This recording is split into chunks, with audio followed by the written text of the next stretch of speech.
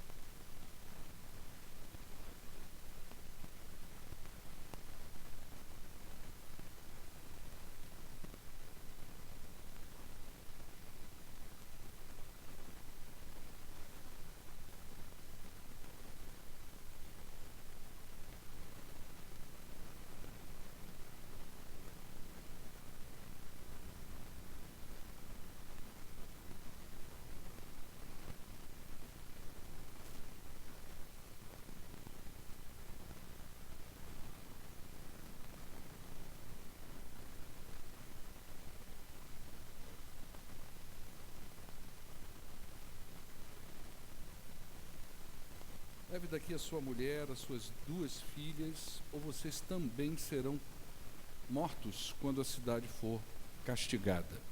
Tendo ele hesitado, os homens o agarraram pela mão, como também a mulher e as suas 2 filhas, e tiraram eles dali à força e o deixaram fora da cidade, porque o Senhor teve misericórdia deles. Assim que os tiraram da cidade, um deles disse a Ló: fuja por amor à sua vida. Não olhe para trás, não pare em lugar nenhum da planície, fuja para as montanhas, ou você será morto.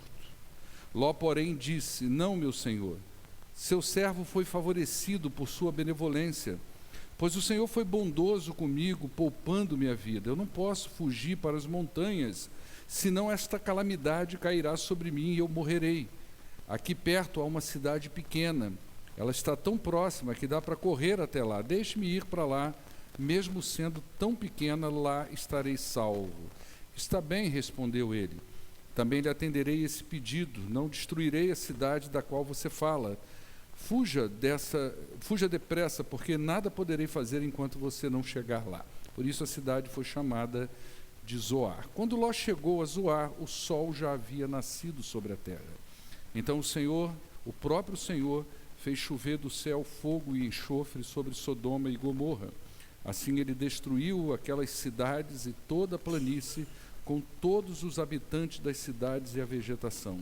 Mas a mulher de Ló olhou para trás e se transformou numa coluna de sal. Na manhã seguinte, Abraão se levantou e voltou ao lugar onde tinha estado diante do Senhor. Ele olhou para Sodoma e Gomorra, para toda a planície, e viu uma densa fumaça subindo da terra, como a fumaça de uma fornalha. Quando Deus arrasou as cidades da planície, lembrou-se de Abraão e tirou Ló do meio da catástrofe que destruiu as cidades onde Ló vivia. Amém? Vamos orar ao Senhor. Pai, muito obrigado a Deus por esse momento tão precioso, que é o momento de nós estarmos na Tua presença, de conversarmos com o Senhor. É o momento em que nós temos essa oportunidade de abrir as Sagradas Escrituras e poder aprender a respeito do Senhor aqui. E abre a nossa mente e o nosso coração, ó Deus. Nós oramos em nome de Jesus. Amém. Bacana? Quer ligar o ar? Às vezes, alguém quer ligar, é só pegar o controlezinho ali, tá? Estou vendo o Tony se abanando aí, coitado no carro. Queridos, vamos tentar entender essa narrativa, tá? e nós vamos tentar extrair daqui algumas lições para a nossa vida. A gente está seguindo aí nos passos de Abraão, e como eu falei, o capítulo 19, eu falei isso na semana passada, ele não fala diretamente de Abraão. Você viu que Abraão foi citado aqui, mas nós não temos uma atividade direta de Abraão, nós não temos uma conversa de Abraão, apenas a presença dele, o narrador, ele inclui Abraão aqui, e isso é significativo para nós, porque a despeito do narrador se voltar para Ló e para a família de Ló, e não tratar diretamente da pessoa de Abraão aqui, de nenhum parente direto ali, como a sua esposa ou ninguém da casa dele, o que aconteceu em Sodoma e Gomorra certamente afetou diretamente a formação da fé desse homem, né? O verso 28 diz para nós que Abraão olhou para a região de Sodoma e ele viu uma grande fumaça subindo daquela região. E a pergunta que a gente se faz nesse momento é: o que passou na cabeça desse homem? Quando ele foi talvez para o mesmo lugar onde ele teve a conversa com aqueles 3 homens. Antes ele tinha tido a mesma visão, ele olhou para um vale fértil, bonito, atraente, e agora, nessa madrugada, que provavelmente Abraão nem tenha dormido direito, angustiado com tudo que poderia acontecer, até porque os anjos saíram da presença dele, e não tinha determinado exatamente aquilo que iria fazer. Eles vão salvar Ló? Não vão salvar Ló? O que eles vão fazer realmente lá? E de repente ele olha para aquela direção daquele vale tão bonito e tão fértil, e o que ele vê lá são fumaças e talvez alguns lampejos de fogo, ou sabe lá Deus que cenário realmente Abraão teria visto. Então a pergunta é: o que passa na cabeça de Abraão naquele momento? Imagina você, vamos tentar viver um pouquinho da angústia dele dentro dos nossos dias. Imagina você vivendo uma história com Deus muito interessante, Deus cuidando da sua vida, protegendo você, ensinando você sobre a fé, que isso foi o que foi acontecendo com Abraão. Você começa a conhecer alguns atributos de Deus, tais como a bondade, a misericórdia, o amor, a longanimidade, né? Você começa a ver Deus como aquele Deus bom, aquele Deus amoroso, aquele Deus cuidadoso, aquele Deus sustentador, que chamou você um dia na sua vida, te colocou numa rota legal, e você começa então a ter essa percepção de Deus, um Deus bom, um Deus amoroso. De repente você recebe uma visita do próprio Senhor, acompanhado de 2 outros homens, e ele vai dizer para você o seguinte: olha, eu gosto muito de você, eu tenho cuidado muito da sua vida, da sua família, mas eu preciso falar uma coisa para você. Está vendo essas regiões aqui em volta de Pouso Alegre? A gente pode pensar em Borda da Mata. Não, vamos pensar em Borda da Mata não, porque Borda da Mata é gente boa, Itajubá também é gente boa, né? Essa aqui, Congonhal, é gente boa. Mas vamos pensar em Santa Rita do Sapucaí, que tem aquele carnaval lá, que não tem um negócio do bloco lá. Aí Deus, cansado daquela coisa horrorosa que acontece lá, aquela sodomização do povo no carnaval, diz assim: eu vou destruir Santa Rita do Sapucaí. Alguém tem parente lá aqui? Não, né? Então você não vai fazer. Você tem, querida? Então a irmã Andréia, juntamente com seu esposo Israel, começa a orar pela vida desses parentes. Aquela oração angustiante, porque Deus deu uma notícia estranha para a vida deles: eu vou destruir aquela cidade. Então ela começa ali a fazer uma longa intercessão por essas pessoas. E aí Deus então sai da presença da Andréia e do Israel, mas ele não define de fato o que ele vai fazer. Ele simplesmente chama um Uber, né? E você percebe que na rota do Uber está na direção de Santa Rita do Sapucaí, né? E aí na manhã seguinte, depois de uma noite angustiante, depois de uma visita tão estarrecedora, a primeira coisa que André e Israel faz de manhã, né, que eles fariam a mesma coisa se ontem o Corinthians tivesse ganhado o jogo, né? A gente foi lá e ligou logo a televisão de manhã. Ela liga o noticiário para ver o que pode ter acontecido, alguma coisa, e de repente sai aquela notícia que Santa Rita do Sapucaí foi exterminada. Aí ela vê lá aquela fumaçada na televisão, relâmpagos, trovões, uma coisa estranha, a notícia de uma chuva ácida, e aí você começa a pensar, né? O que vai passando na sua cabeça? É bem provável que lá no fundinho do coração, mesmo conhecendo todos esses atributos maravilhosos de Deus, mesmo a gente todo dia olhando e experimentando coisas boas de Deus, talvez lá no fundinho do seu coração, alguma coisa diga assim para você: acho que você tem que tomar cuidado com esse Deus. Ele não é um Deus de brincadeira, ele é um Deus sério. Ele é amor, ele é paz, ele é longanimidade, ele é temperança, ele é tudo de bom, mas ele apresenta agora algo que me chama a atenção e diz para mim: opa, eu preciso tomar cuidado com esse Deus, eu preciso levar Deus a sério. Nós temos o doce hábito de ver Deus sobre a ótica dos seus atributos mais favoráveis a nós. É assim que a gente vê Deus. Nós temos esse hábito de, sempre que a gente pensa em Deus, nós pensamos nos atributos que são mais favoráveis a gente. E nós temos uma tendência, e às vezes isso acontece de forma consciente ou não, de reprimirmos qualquer tentativa de entrar em contato com um atributo que é fundamental no próprio Deus e para tudo, para o equilíbrio de todos os outros, que é a justiça de Deus. Então a justiça de Deus, nós reprimimos ela, nós sufocamos ela. A gente sabe que ela existe, a gente ouve falar dela na Bíblia. Você vem para a igreja e muitas vezes você ouve falar que há uma justiça de Deus, que muitas vezes você pensa até assim: olha, quando alguém faz uma coisa ruim com você, quando alguém é injusto com você, você diz: mas Deus é justo, Deus vai militar ao meu favor.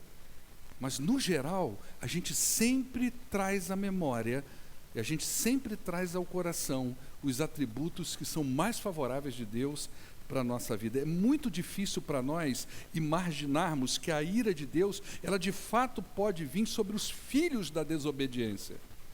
Principalmente se a gente pensar que esses filhos da desobediência pode envolver pessoas que nós amamos e que estão diretamente ligadas a nós. A gente não imagina isso. A gente não pensa sobre isso.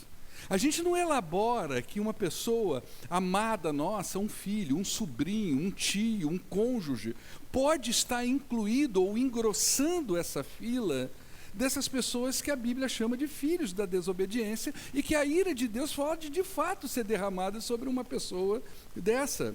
Não é? É muito difícil para nós que temos na ponta da língua textos que exaltam a misericórdia de Deus, que exaltam a graça de Deus. É muito difícil para nós imaginarmos que até mesmo essas coisas parece que tem um limite na Bíblia. É estranho, mas é. É difícil para a gente pensar assim: poxa, a gente lê textos como Lamentações de Jeremias, capítulo 3, versos 22, 23, se eu não me engano, que diz assim: as misericórdias de Deus se renovam todas as manhãs, não é isso? E você pensar: mas será que isso tem um limite? Aí você pensa: não tem. Ué, mas o que está acontecendo aqui? Ela foi manifesta, foi, na vida de Ló, dos seus parentes, mas não na vida das outras pessoas. Então parece que tem um momento que realmente Deus dá um basta nas coisas. A gente sempre tem aquela concepção de Deus como um Deus permissível, que concebe todas as coisas. Mas parece que a Bíblia apresenta para nós um momento em que Deus diz: olha aqui, eu não aguento mais isso não.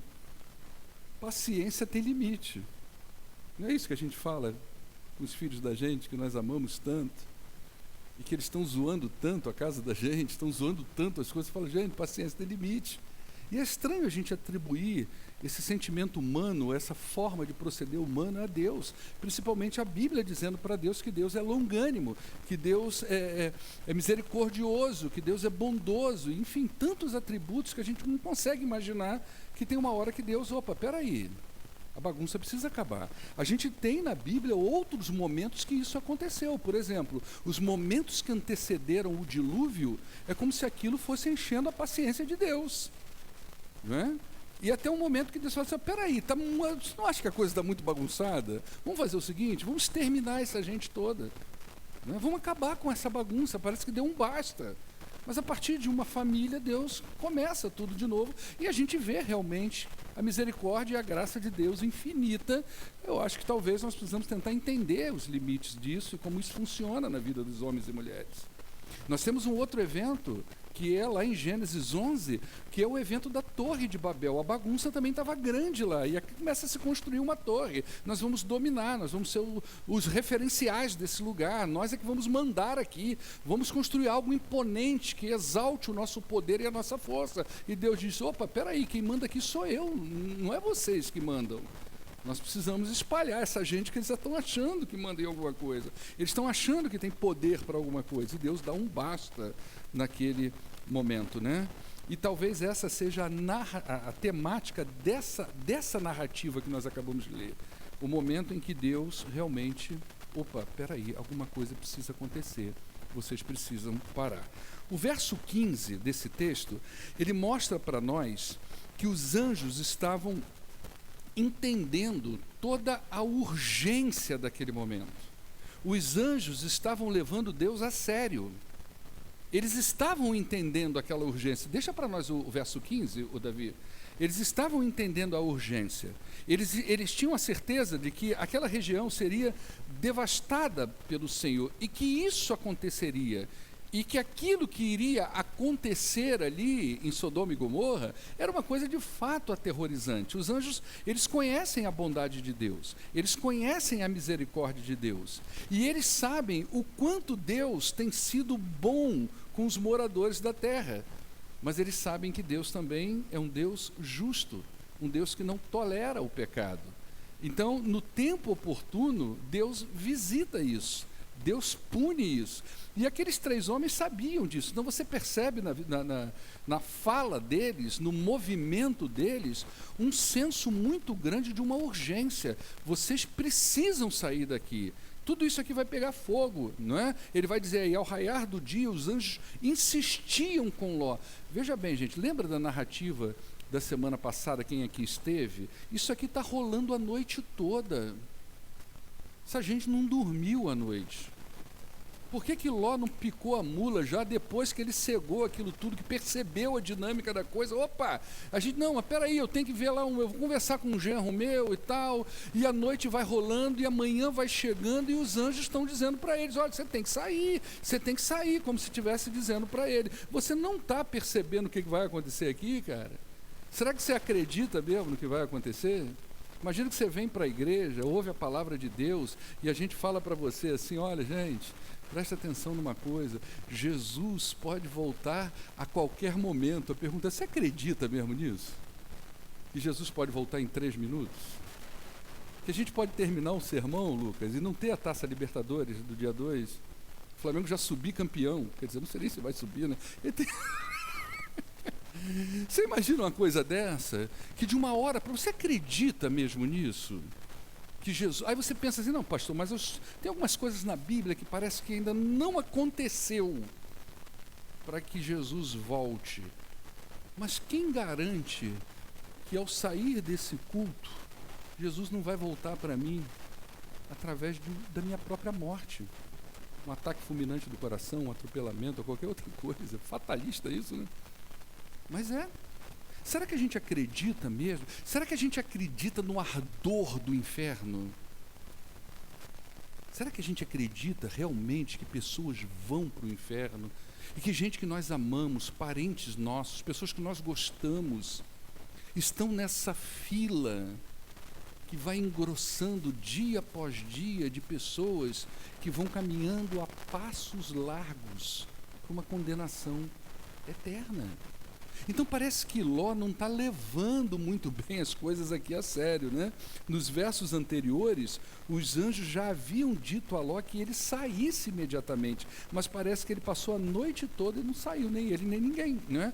Ele estava demorando a sair, ele ainda estava hesitante quanto o que ele deveria realmente fazer, né? E aí é que esses 3 homens, entendendo a gravidade da coisa, e entendendo a passividade de Ló e da sua família, eles tomam uma atitude agressiva para tirar Ló daquela situação. Então o texto vai dizer, tendo ele hesitado, os homens, acho que está no verso 16, tá, Davi? Você vai acompanhando e vai colocando certo aí. Tendo ele hesitado, os homens o agarraram pela mão, como também a mulher e as suas 2 filhas, e tiraram eles dali como? À força. Isso foi quase, não é nem parto normal, é aquele de fossa, é fossa que chama, né? que pega, bloque. Vamos tirar esse pessoal daqui na marra, né?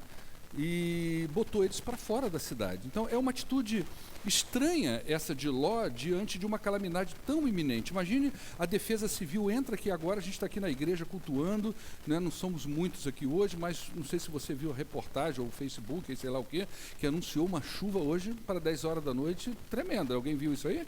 Anunciou que hoje vai ter chuva, relâmpagos e trovões. 10 horas da noite, né? Que a minha filha já está preocupada se vai faltar luz, se a gente mora no 9º andar, já encheu as garrafas d'água, porque lá em casa aquele que já está tudo preparado para o acampamento para o fim do mundo, né? Então, imagina se a Defesa Civil entra aqui agora e diz assim para a gente, vocês têm 3 a 5 minutos para sair desse prédio, porque abriu uma cratera nessa rua, vai afundar tudo. Qual que é a atitude de vocês, gente? Você vai pegar seu violão? Vai pegar sua guitarra? 3 minutinhos? Vai pegar? Pior que vai, né?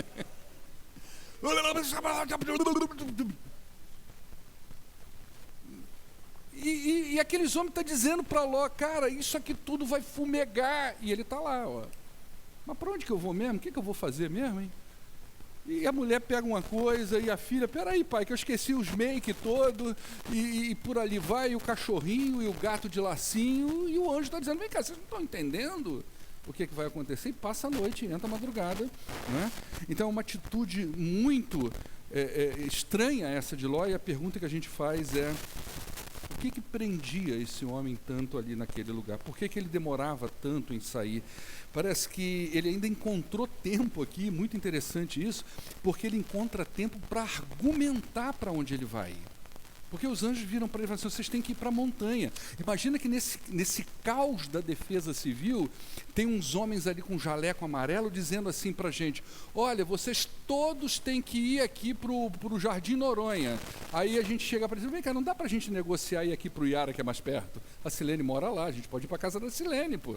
Por que a gente tem que ir lá para o Jardim Noronha? E o buraco está nascendo ali embaixo. E gente, a gente vendo o carro entrando dentro do buraco e a gente tentando negociar para onde vai.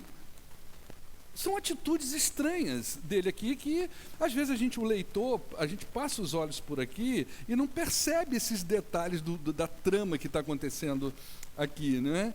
E aí diz assim, olha, assim que os tiraram da cidade, um deles disse a Ló, fuja por amor à vida. Fuja, não é? Por amor à vida. Não olha para trás, não para em nenhuma planície, não para na planície. Não é? Fuja para as montanhas, ou você será morto. Ló, porém, disse, não, meu senhor, seu servo já foi favorecido pela sua benevolência, pois o Senhor foi bondoso comigo, poupando minha vida. Eu não posso fugir para as montanhas, senão esta calamidade cairá sobre mim e eu vou morrer, né? No verso seguinte, ele vai propor uma cidade mais próxima. O narrador não dá material para a gente suficiente para a gente entender as motivações de Ló, por que Ló queria ir para essa cidade, né? Mas alguns comentaristas, baseado nesse texto, na própria história de Ló, como que Ló vem conduzindo essa situação, nós temos 2 possibilidades para essa negociação de Ló. Primeiro, quando ele diz, esta calamidade cairá sobre mim e eu vou morrer, ele pensou o seguinte, bom, se eu vou fugir para a montanha, como é que eu vou subir com essa mulher que já é empacada? Devagar, essas 2 meninas que é Nutella, não vai conseguir fazer, nunca fez uma trilha, né? Como é que eu vou subir a montanha com essas meninas? E com esse monte de mala que essa mulher está levando, essa calamidade virá sobre mim. Na hora que o fogo descer, na hora que enxofre cair aqui, não vai dar tempo de eu chegar onde esses homens estão mandando eu chegar. Essa é uma possibilidade. Tem gente que bate nesta tecla para essa negociação de Ló. Outros vão dizer o seguinte, quando Ló disse isso, essa calamidade cairá sobre mim, eu vou morrer, é porque ele, na verdade, se acostumou a viver no conforto do seu lar e ele não suportaria, nem ele, nem a sua família, pelo menor espaço de tempo, ele não sabe exatamente quanto tempo ele precisaria viver nas montanhas, não é? E montar acampamento, e pagar de escoteiro, e aquela coisa de... Porque ele já tinha construído uma vida em Sodoma, ele já tinha construído bens em Sodoma, ele já tinha uma vida confortável naquela cidade. Então, sair dali para ir para lá, viver nas montanhas, era para ele uma calamidade, era uma coisa como a morte, né? Então ele prefere uma cidade menor, onde ele pudesse encontrar pelo menos uma hospedaria, porque qualquer hospedaria, por menor que seja, seria mais confortável do que passar noites afins numa montanha que ele não sabe como é que seria depois. Se a gente levar em consideração tudo que a gente já falou de Ló aqui, desde o início e até na semana passada, eu sou tentado a concordar com essa segunda opção, né? Ló se acostumou tanto com o que ele construiu na cidade do pecado, que se tornou difícil viver fora dessa realidade. Talvez isso obscureceu o entendimento de Ló a tal ponto que ele nem levou a sério aquilo que Deus iria fazer. Queridos, isso é mais comum de acontecer do que nós pensamos. As pessoas se envolvem tanto na dinâmica da vida e nas compensações que elas esperam dessa vida que elas se envolvem, que elas não dão ouvidos ao Evangelho que diz que um dia Jesus vai voltar e que esse dia pode ser catastrófico para eles. Quem é que acredita nisso vivendo bem? Quem é que acredita de fato nisso se todas as coisas da vida estão dando certo? Isso a gente está falando de pessoas não crentes, mas se hoje, por exemplo, eu estava dando uma lida no que vai ser o estudo agora de domingo para essa classe aqui embaixo e para do Washington, que é a parábola do semeador. Eu estava dando uma lida naquele material das parábolas, então eu quero marcar um encontro virtual com os professores para a gente trocar uma ideia. E você percebe que, se não me engano, a terceira parábola, ela diz de uma semente que cai no solo e essa semente, de certa forma, ela cria alguma coisa. Ela avança, ela alcança o subsolo, mas parece que ela é sufocada pelos prazeres da vida, pelas necessidades da vida, que podem ser até legítimas, que até podem ser verdadeiras, que é a necessidade do trabalho, é a necessidade do lazer, é a necessidade da alimentação, é a necessidade do viajar, é a necessidade de ter coisas. São coisas relativamente legítimas, mas que sufocam a vida da pessoa a tal ponto que, a despeito dela criar alguma raiz, ou seja, às vezes até converteu, mas ela não consegue dar fruto, porque as coisas da vida sufocaram aquela pessoa. E é possível que isso tenha acontecido exatamente com Ló e sua família. Viveram tanto no meio do pecado, se embranharam tanto naquela vida, construíram, ganharam de tal modo que eles perderam a noção da gravidade das coisas e perderam completamente a noção do que Deus realmente poderia fazer ali naquela cidade ali, né? Outros já entregaram a vida a Cristo, mas vivem tantos prazeres do mundo que não conseguem nem se desligar desses prazeres tão facilmente, né? Outros ainda obtêm lucros desonestos que trazem conforto para a vida e não conseguem viver uma vida justa com pouco, porque se acostumaram com muito, o muito que vem errado para a vida deles, né? Então, por mais que eles ouçam falar da justiça de Deus e de uma volta iminente de Cristo, eles não levam isso tão a sério a ponto de sair da vida que estão. Então você vê que Ló fica ali cozinhando galo. É para ir mesmo? Isso vai acontecer mesmo? Olha, sai, vai. Não, mas eu não posso vir para cá não, aqui é mais perto, aqui talvez seja um pouquinho mais confortável, não é? Todos nós temos um pouco de Ló. Todos nós temos um pouco dessa coisa de nós nos apegarmos às conveniências da vida. E talvez seja por isso que Jesus contou a seguinte parábola. Davi, coloca para nós aí Lucas 12, verso 16. Olha a parábola que Jesus contou, né? E talvez pensando justamente em cenários como esse. Então Jesus contou essa parábola. A terra de certo homem rico, ela produziu muito fruto. Me acompanha, Davi. Ele pensou consigo mesmo: o que é que eu vou fazer? Eu não tenho onde armazenar a minha colheita, né? Então disse: já sei o que é que eu vou fazer. Eu vou derrubar os meus celeiros, eu vou construir outros maiores, e ali eu vou guardar toda a minha safra e todos os meus bens. E direi a mim mesmo: você tem grande quantidade de bens armazenados para muitos anos. Descansa, coma, beba e alegre-se. Contudo, Deus disse: insensato, essa mesma noite a sua vida será exigida de você. Então, quem ficará com o que você preparou? Olha a ideia da coisa. Eu construí uma vida presa a tantos valores, a tantos bens, a tantas coisas nessa vida que eu me apeguei, que eu esqueci de colocar a minha mente, o meu coração, nessa volta de Jesus que pode acontecer a qualquer momento, a qualquer dia. E nesse caso desse homem, não é o Jesus que está voltando, é ele que está indo. Essa noite a sua vida será dizida. E aí, o que você vai fazer com tudo isso? E aí, dando sequência narrativa, nós vemos que Ló e sua família então segue adiante, mas antes eles receberam a seguinte orientação do anjo, aí no verso 17: fuja por amor à vida, não olhe para trás, não pare em lugar nenhum dessa planície, tá? Abandone a vida velha, não olha para trás. Aqui não existe mais nada para você, Ló. Olhe para o futuro, aprenda com os erros do passado, mas não os viva mais. Aqui em Sodoma não há vida, aqui só tem morte. E é isso que Deus diz para a gente quando nós entregamos a vida a Cristo. Não olha mais para trás, não deseja mais a vida velha, não fica sonhando com o passado. Viva o que Deus está dando para você de novo. Ou seja, ame mais a Deus, que é vida, do que as coisas que não podem te garantir nada, porque são coisas perecíveis. Mas o texto diz que a mulher de Ló ainda deu uma olhadinha saudosa para trás. Nossa, minha vida está ficando lá. Coisas que nós construímos, tanto sufoco. Gente, vocês já viveram catástrofe? Alguém já viveu uma catástrofe aqui? Eu me lembro quando eu fazia a faculdade de psicologia em Muriaé. Você estava lá quando teve aquela barragem de Miraí, da Bauxita? Eu estava.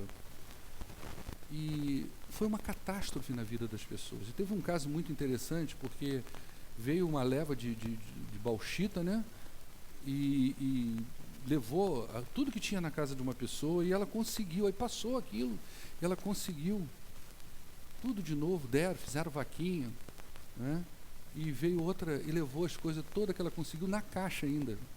A mulher sentou no meio-fio, desolada, vendo a caixa indo embora, geladeira, fogão, tudo indo embora, com a segunda leva da barragem de Bauxita.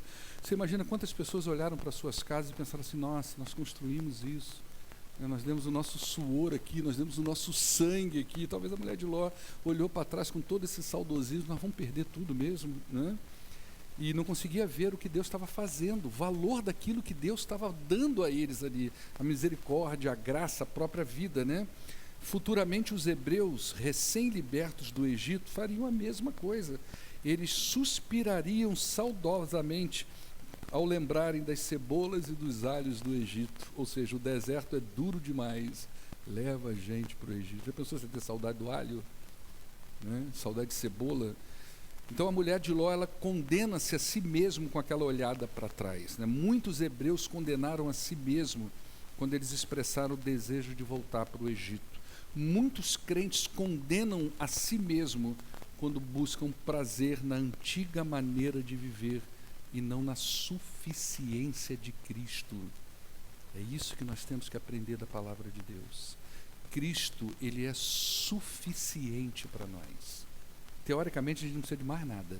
Ainda que ele diga para nós, que vai sustentar a nossa vida, que não vai nos faltar nada, que Deus conhece as nossas necessidades, que nós não temos que nos preocupar. Ele usa o exemplo do passarinho que não trabalha, mas tem as coisas todas, que nós não devemos nos preocupar com essas coisas, Mesmo ele garantindo que não nos faltará aquilo que é necessário, ainda que não houvesse nada.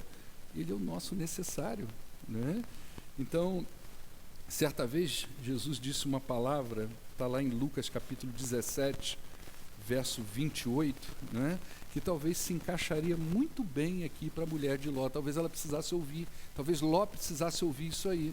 Aconteceu as mesmas coisas no dia de Ló. Olha aí, aconteceu as mesmas coisas no dia de Ló. O povo estava fazendo o quê? Comendo, bebendo, comprando, vendendo, plantando, construindo, e Ló também. Passa aí, Davi, me acompanha aí.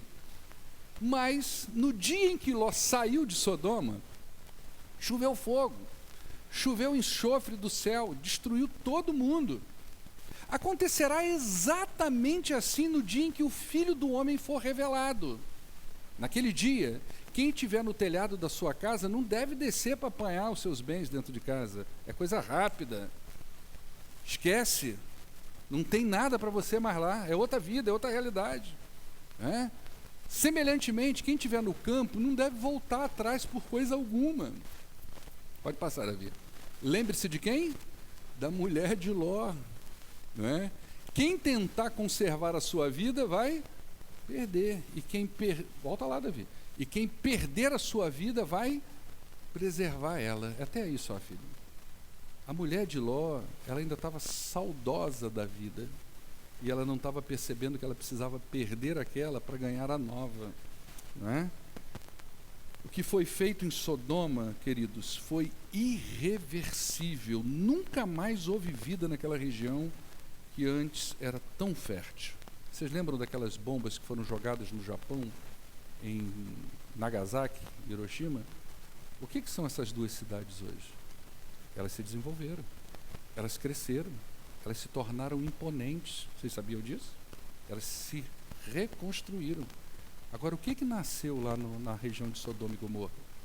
Nada. Nunca mais houve vida naquele lugar. Não há mais nada. A mão do Senhor pesou de tal forma ali que não há mais nada. Né? O que aconteceu com Ló, a pergunta para a gente encerrar, pode ser aplicado nos dias de hoje? É com essa pergunta que eu quero concluir. Né? Claro que sim. Né? Assim como Ló, muitas pessoas justificam suas atitudes de viverem como vivem.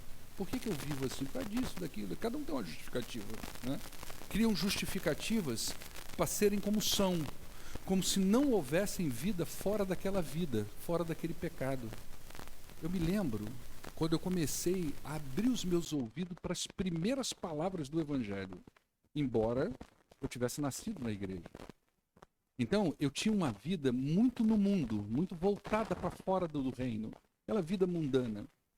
E no subúrbio do Rio de Janeiro, na década de 90, final da década de 90, ali, mais ou menos, deixa eu ver se é lá que eu tenho que me situar na idade. Né?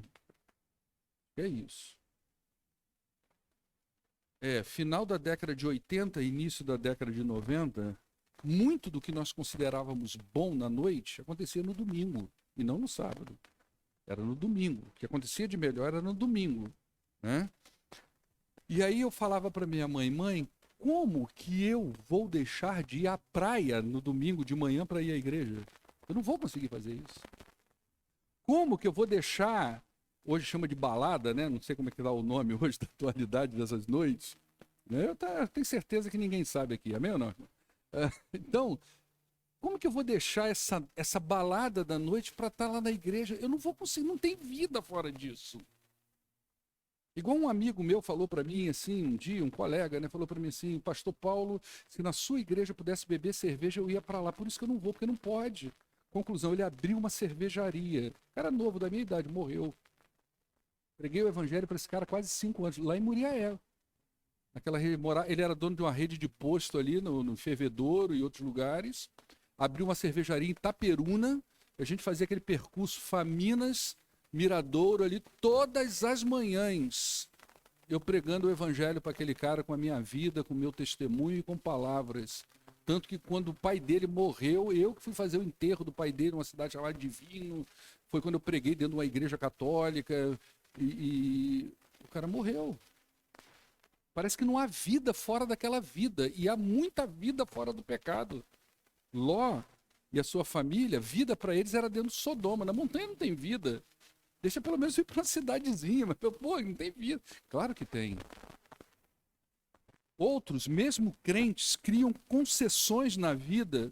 Um pouquinho de pornografia, às vezes, no telefone. Alguns pecadinhos ocultos. Uma mentirinha aqui, outra ali, para se afastar de alguma coisa, uma fraudezinha para se manter o nível da vida, e vai criando concessões na vida que se tornam justamente como aquele cara lá da semente.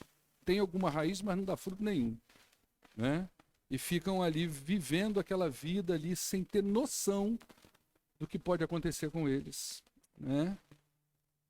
nós precisamos avaliar o que está em nosso entorno, né? As nossas amizades, com quem nos relacionamos. Ló estava lá em Sodoma. Será que ele, a hora, pensava? Poxa, lá Pedro vai dizer que Ló tinha na consciência dele algum peso, né? O justo Ló, ele ainda chama o justo Ló. Talvez sim, talvez em algum momento ele deva ter pensado, vem cá, o que eu estou fazendo da minha família? Olha com quem estão andando as minhas meninas. Olha quem vai casar com as minhas filhas. Né? Então, assim, talvez em algum momento, pum, consciência, né? Mas a gente precisa ver as nossas amizades, a amizade dos nossos filhos, quem está entrando na nossa família, quem é que está chegando lá em casa. Nós somos mestres em criar justificativas para justificar o pecado dentro da casa da gente. A gente cria um monte de justificativa, mas na verdade a gente tem que abrir os olhos e ver o que está entrando na vida da gente, o que está entrando na casa da gente. Houve um tempo aqui que eu preguei muito sobre família, sobre filhos, e eu falava, gente, às vezes a porta de entrada não é você. Às vezes a porta de entrada é a criança, é o adolescente, é o jovem, é ali que o Satanás vai. Porque ele diz, você está forte, mas o filho às vezes é um terreno frágil ainda, em formação, e é ali que é a porta que entra, e é ali que muitas vezes a destruição vem. Então a gente tem que avaliar essas coisas. E com essas justificativas todas que nós construímos, nós criamos concessões que podem se tornar espinhos em nossos olhos. E algumas verdades não podem ser deixadas de lado, como, por exemplo, Deus ainda é um Deus de santidade. Nós temos que levar isso a sério. A gente pode estar na maior modernidade da coisa, tá certo? A gente pode estar vivendo um tempo, né, de liberdade, mas a gente nunca pode esquecer que Deus nunca negociou com o nível de santidade dele, nem de justiça, nem de amor dele. Não, Deus é Deus sempre. Ele é o mesmo ontem, hoje e eternamente. Então, a gente tem que levar isso a sério. Outra coisa que a gente precisa levar a sério é que nós ainda somos pecadores ainda. Você é salvo em Cristo Jesus? Eu também. Né? Mas enquanto a gente está aqui nessa vida, nós podemos ser tentados por toda sorte de pecado. A gente tem que levar isso a sério. Então, cuidado com as concessões, as coisinhas que a gente vai admitindo na vida da gente. Né? E por último, nós ainda estamos sob a misericórdia e a graça de Deus. E a gente tem que também levar isso a sério.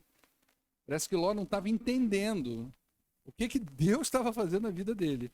E nós precisamos levar a sério. Não é? É misericórdia e graça, isso que acontece com a gente. Gente, nós devíamos andar de joelho, igual o jogador do Flamengo atravessou o campo ontem. Você viu aquilo? Eu só falo no Flamengo, né? Ele atravessou o campo, mas é meu time, né? Aí atravessou o campo e eu falei, nós tínhamos que andar de joelho na vida, pelas coisas que Deus faz pela gente. Não é? Deus tira a gente do lamaçal, tira a gente do pecado, garante vida pra gente. Então a gente tem que tomar muito cuidado com isso e levar Deus a sério. Acho que a temática dessa narrativa é essa. Devemos levar Deus a sério. Assim como Abraão aprendeu a levar Deus a sério na sua construção de fé, e a partir desse evento mais ainda, porque ele viu que realmente o Deus bondoso também é Deus de justiça, Ló precisou aprender a levar Deus a sério, e nós, olhando para trás, para tudo isso, para esses dois homens, para as duas famílias, nós também precisamos aprender a levar Deus a sério. E levando Deus a sério, nós levamos todas as coisas que estão vinculadas a Deus a sério também. Amém, queridos? Vamos orar ao nosso Deus, vamos ficar de pé. Semana que vem a gente fecha o capítulo 19, tá? É outro cenário complicado, o finalzinho do capítulo 19, né? Esse capítulo 19 parece que é um dos mais cavernosos, né, que tem. Que vai falar agora de umas atitudes das filhas de Ló aí com Ló, o negócio vai ficar esquisito. Vamos orar ao nosso Deus. Senhor, muito obrigado por esta noite. E eu peço ao Senhor que aplique essa palavra que vem para nós, ó Deus, como uma palavra de exortação, uma palavra que vem despertar em nós o respeito, o temor, o tremor que nós precisamos ter a respeito do Senhor, da Tua palavra, de tudo que envolve o Senhor. Em nome de Jesus, nós agradecemos por essa noite, hoje e sempre. Amém. Despede da pessoa que está do teu lado, deseja a paz de Jesus para ela, que Deus abençoe sua vida.